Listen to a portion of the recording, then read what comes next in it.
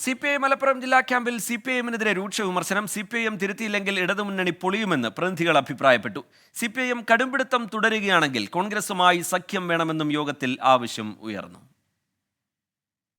ലോക്സഭാ തിരഞ്ഞെടുപ്പിലെ കനത്ത പരാജയത്തിന് പിന്നാലെ CPI വിമർശനം തുടരുകയാണ്.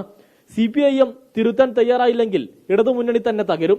ആഭ്യന്തര വകുപ്പ് ദുർബലമെന്നും പോലീസിനെ നിയന്ത്രിക്കുന്നില്ലെന്നും പ്രതിനിധികൾ വിമർശിച്ചു. മുന്നണിയിൽ CPI കടുത്ത അവഗണന നേരിടുന്നു. ഈ ഘട്ടത്തിൽ കോൺഗ്രസുമായുള്ള സഹകരണം ആലോചിക്കണമെന്നും പൊന്നാനിയിൽ നിന്നുള്ള പ്രതിനിധി ആവശ്യപ്പെട്ടു. രാജ്യവ്യാപകമായി കോൺഗ്രസുമായി സഹകരിക്കുമ്പോൾ കേരളത്തിൽ മാത്രം മറിച്ചൊരു നിലപാടെടുക്കുന്നത് എന്തിനെന്നും ചോദ്യമുയർന്നു. എന്നാൽ കൂടുതൽ ചർച്ചകളിലേക്ക് കടക്കാൻ നേതൃത്വം അനുവദിച്ചില്ല. ക്യാമ്പിൽ ഇത്തരം ചർച്ചകൾ വേണ്ടെന്ന് പറഞ്ഞ് വിലക്കുകയായിരുന്നു. ക്യാമ്പിനെത്തിയ ബിനോയ് വിശ്വം പരസ്യമായി തന്നെ CPIഎം തിരുത്തണമെന്ന് കഴിഞ്ഞ ദിവസം പറഞ്ഞിരുന്നു. സമീർ ബിൻ കരീം, 24, തിരൂർ.